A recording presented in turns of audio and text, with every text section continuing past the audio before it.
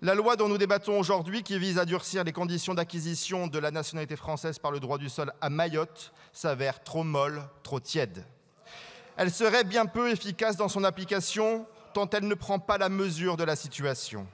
Actuellement, en raison du contexte particulier existant à Mayotte, les règles d'acquisition de la nationalité y ont été légèrement adaptées.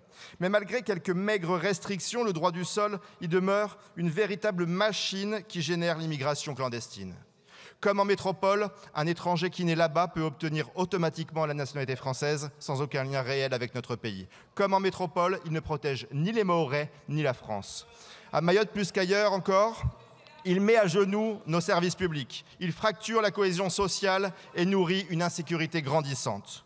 Au Rassemblement national, nous nous opposons au maintien du droit du sol sur l'ensemble du territoire français. Seule sa suppression pure et simple aurait un effet positif.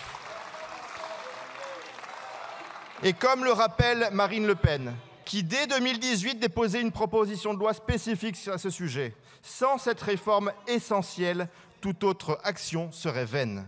Supprimer le droit du sol, c'est mettre fin à l'attribution automatique de la nationalité à ceux qui naissent sur notre sol sans aucun lien avec notre pays. C'est protéger nos services publics saturés par une immigration massive. C'est redonner à la nationalité française son sens profond, une appartenance ou un choix, et dans tous les cas, une responsabilité. C'est protéger nos compatriotes, nos valeurs, notre identité. C'est rappeler qu'être français, cela s'hérite ou se mérite. Monsieur le ministre et chers collègues, vous l'avez compris, cette proposition de loi n'est pas celle que nous attendons, ni celle qu'attendent les Mahorais.